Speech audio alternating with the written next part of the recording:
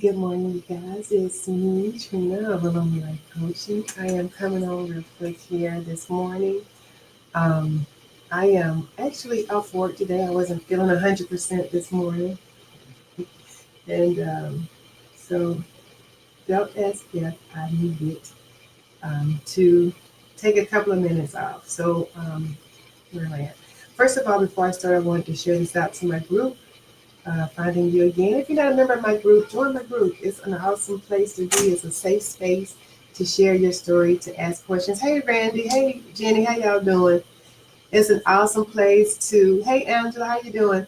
It's an awesome place to share your stories, ask the questions, get information, pass on information.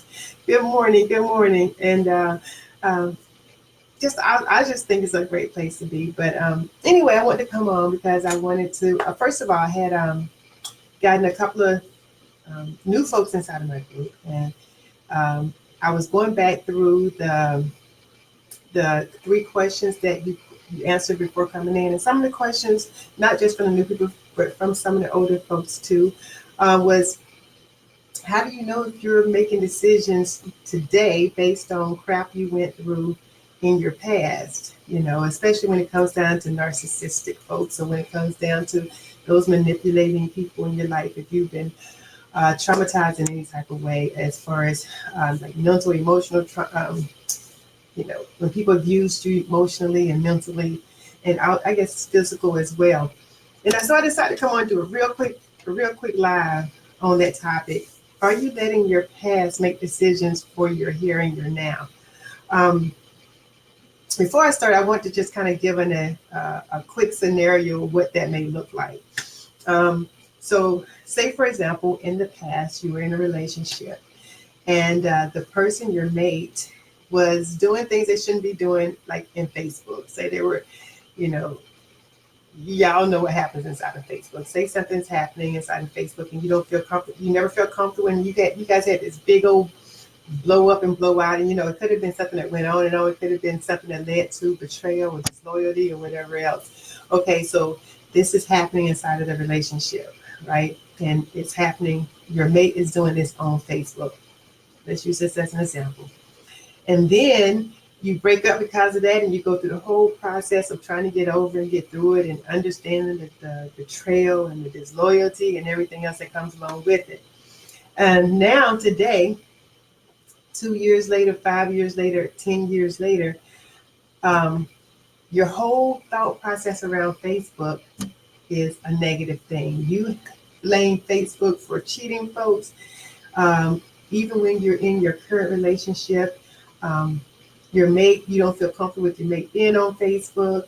There's so many different, negative connotations that come along with um, Facebook. When you're faced with anything to do with Facebook, you have all these negative connotations that come along with it, and it's all because of what happened in the past with one individual, and you continue to make decisions based on that scenario, based on that time frame. So this is just a small example of how it happens. We place the feeling on the medium in that scenario. We placed our feelings on the medium. We placed the disloyalty on Facebook when it has nothing to do with Facebook. It has something to do with the person you were dealing with, but because of how that person made you feel in relation to Facebook, now you have started making decisions about Facebook based on that situation. Very small scenario, very obvious scenario. But there come times in our lives that we don't even realize that we're making decisions based on past stuff, because it may not be as obvious as Facebook. It could be um, being asked questions. If you're in a relationship where if you were in a bad relationship where you were constantly asked questions because you were being accused of different things, or if you were in a relationship where those questions led to some type of abuse, whether it was physical or emotional abuse, you know, then there's a trigger inside of the way a person may ask you questions going forward. And in those situations, even when you leave that relationship, there's going to be a trigger behind the process or the way that a person asks a question. That's another really simple example of how it happens and things that happen. And a lot of times we don't even realize that we're doing it because it's so ingrained inside of us. We don't know why we think we know why. We place it on, um, when you place an emotion on an inanimate thing, there's something behind it. It has nothing to do with the thing. It has something to do with the emotion that you're placing on it, or the situation that caused you to get that emotion from that inanimate thing. So when Facebook becomes the devil, you're placing an emotion on something that is totally inside of your control. Something that totally Facebook can be used the way you want to use it. But when you start placing all those emotions that you've gotten from the past onto that medium, then there's something, there's some type of thing that's happened that makes you feel that way. When it comes down to now some stuff, I know some people do it with truck drivers, some people do it with sports cars, some people, but it can be anything. But what I wanted to do this morning is basically just to give you a little bit of guidance, or at least offer you a little bit of guidance on how you can tell whether or not you are basing your present off of your past, off of the things that happened with you in the past. And how I've always broke it down is it your intuition that's speaking, or is it your experience that's speaking? The good thing about the way I've done it is I use the initials from each word. So intuition starts with an I. Experience starts with an E. And this is just to make it simple to understand.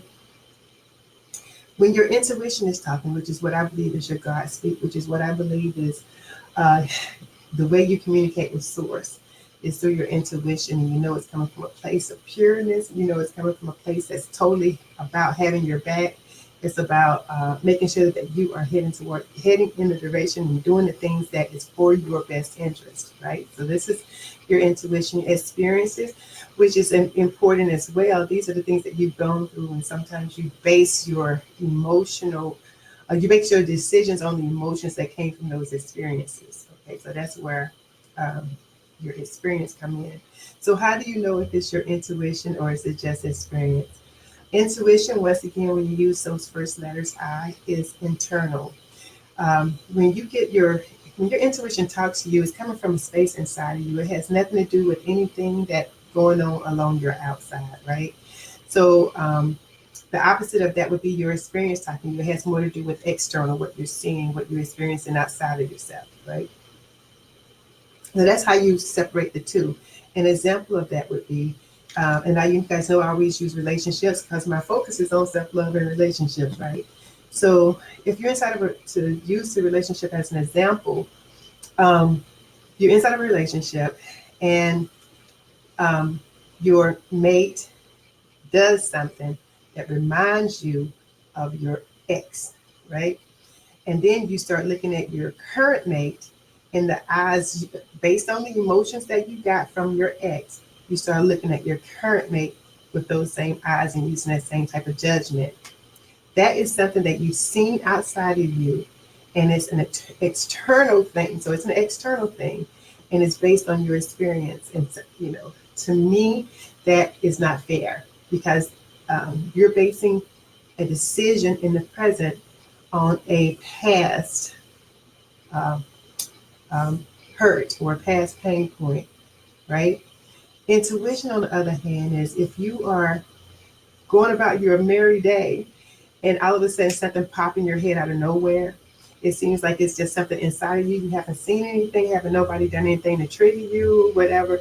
You're just basically going about your everyday business and all of a sudden something pop up or something happen. It don't have to be where you can relay it back to something that's happened already. A person can do something and something just automatically pop through.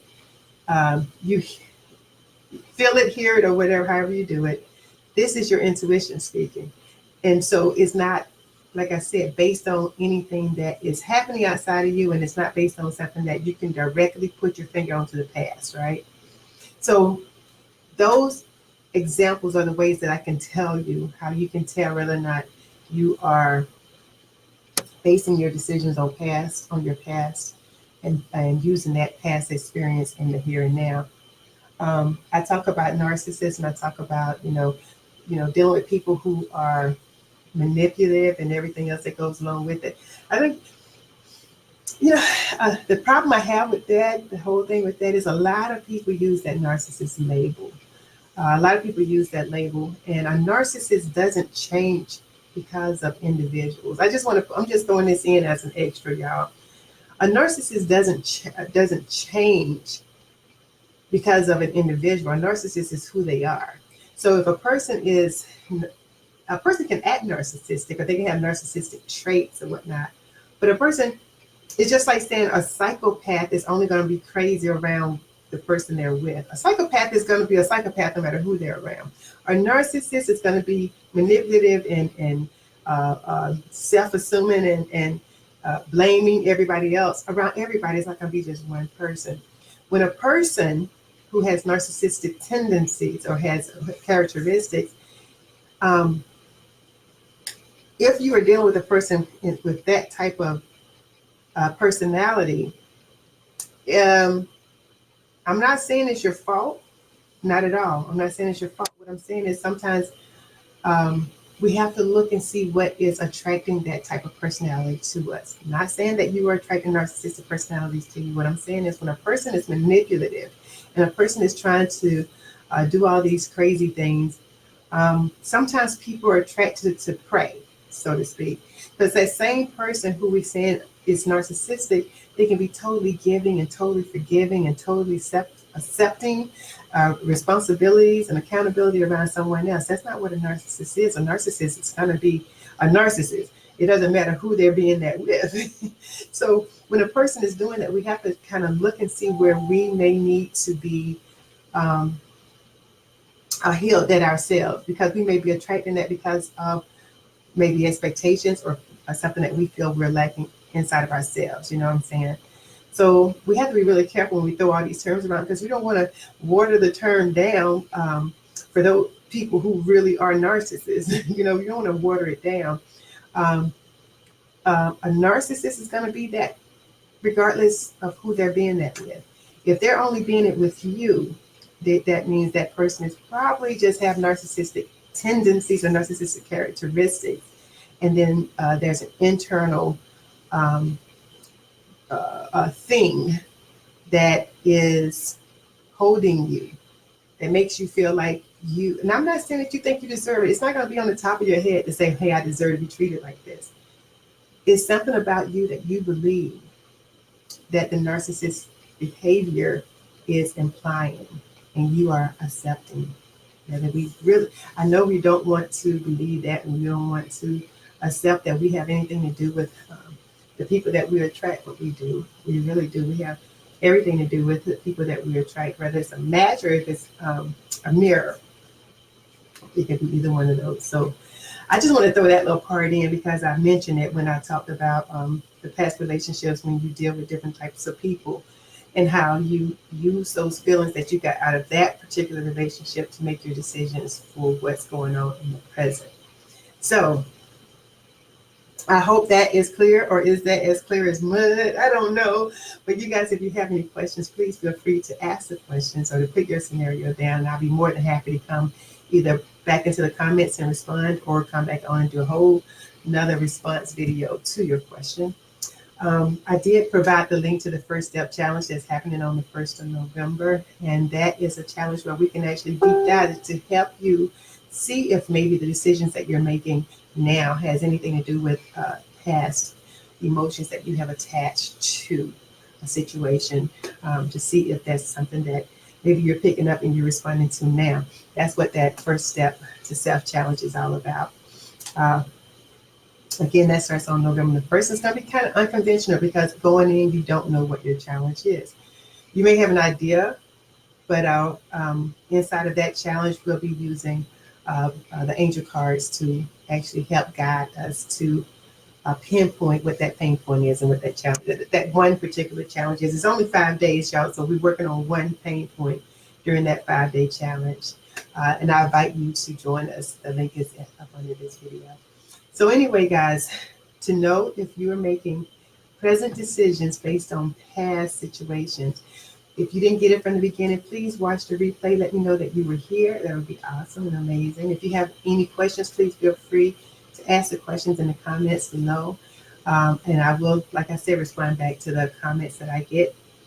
I can do it either live video in a response, or I can just respond back to your question, depending on how detailed my response will be. So, you guys, I hope you're having a wonderful Monday. I hope that you are working on those. I want to say this before I close this out. The reason why I continue to talk about these past decisions and making decisions based in the past is because we limit ourselves so much. We limit ourselves so much. We are capable of so much, yet we limit ourselves because of those pain points from the past, because of those things that's happened to us in the past. Sometimes we don't even recognize that it is affecting the decisions that we make today. There are so many things when I think about right now, y'all, I'm almost 53. I'm going to be 53 in less than 10 days. In about 10 days, I'm going to be 53 years old. And I realize how many opportunities, how many situations, how many adventures, how many everything that I have not responded to simply because I let the fears from my past, or I let the thoughts and the things that people told me from the past help make my decision on stuff that had nothing to do with me. And I gave up so many opportunities. I feel like there are so many things that's available to each and every last one of us. And I believe that when we make our decisions, because we are dealing with those things from the past, because we are letting our past pain points influence the decisions that we make now, even when it comes down to something as simple as driving. I remember I would not drive too many places by myself. I would not drive because I let my past driving experience, which was very minimal when I first started driving, I let that dictate the rules, dictate the decisions that I made, even when it came down to traveling, not even too far. I travel locally, but when you're talking about traveling to beyond a certain amount of space, a certain amount of time, a certain distance, I limited myself because of what I felt about what was and what I was told was, and I just think about the opportunities that come with things like that. It don't have to be, driving necessarily. It could be an opportunity to get in front of somebody and actually speak. And you probably gave up an opportunity because you've been told that you should be quiet, or you should. I'm going to tell y'all one day about my kidnapping story, or my almost kidnapping story, and tell y'all how just that little thing back when I was, however, that small of age, has made a difference in so many of the decisions that I made based on that thing, based on that one possible kidnapping thing. Totally serious about that, but I'll tell that. Maybe I'll tell that Thursday after dark, Love After Dark episode or something. But anyway, I wanted to just let you guys know that you can do anything. You're limitless. It's just our limiting beliefs that keep us in spaces that makes us make these decisions, that makes us, keep us stuck on crap, stuck on little crap, and it just, life is too short. Like I said, I'm going to be 53 in 10 days, and life is too short. It is too short. And take that from somebody who's over half a century telling you that, now is the time. Stop waiting for later. Stop saying I'm going to do it next time, or I'll do the next one, or I'll participate in the next thing. Do it now. Failure, they say failure is not an option. Absolutely, failure is an option. Yes, failure is an option. And I say that because without failure, how are you going to self-correct? How are you going to move forward if you don't fail? Don't look at failure as something negative. Failure is just a stepping stone. Every time you don't get it right, do you understand how much you get out of that? Look forward to failure. And then those opportunities won't be scary at all because you look forward to it. Because even if my biggest fear used to be getting in front of people and speaking, right? Just, getting in front of a crowd and having everybody look at me, right? That was one of my biggest fear. Do you understand that if I had stayed inside of that space, I probably wouldn't be here in front of this camera right now, because even though you're not hearing my face, I know that there's an opportunity for people to see me. And that used to be a big fear of mine. And I'm sure that it had something to do with the pain point back then, You know what I'm saying? Like I said, all the decisions that we make are based on those things that's happened to us in the past. And then our beliefs, the things that people told us, and we believe it. Things that people, and when we think about the people who told us, they have no freaking authority on anything. We look at them, we would not even use those people for references. But yet we've allowed those people's words to make a difference in the things that we do today.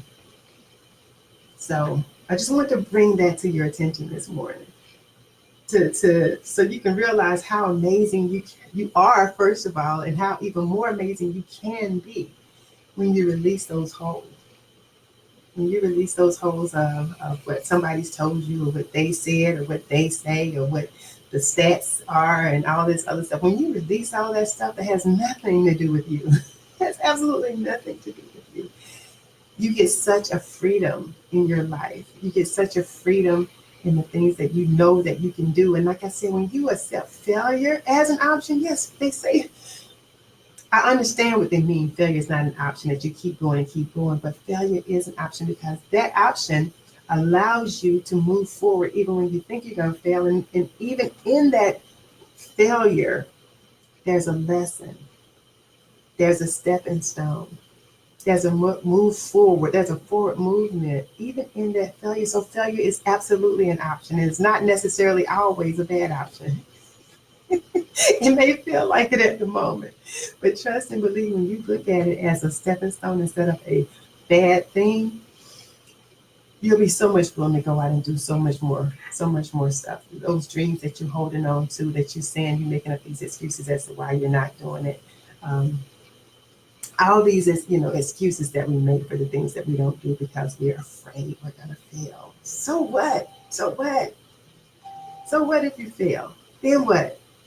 That's the question. When you get to a point where that voice inside of your head start telling you, or start questioning you, and you're saying, but what if? But what if? So what? What if you get on stage and forget? So what? So what? You're human. What if? And I can guarantee you get on stage and forget what you're going to say. I can guarantee you're going to connect probably 1,000 times closer to the people that you're speaking to, simply because you have displayed that you're human. I almost guarantee that. I can almost guarantee that. So the question is, what if? So I mean, when the question of what if comes up, so what? So what? Right. So anyway, I'm not going to keep going on and on about that. But that came from, I don't know where it came from. But anyway, you guys, enjoy your Monday. Take care of yourself and take care of each other, because we are all connected. And I will definitely see you guys on the other side.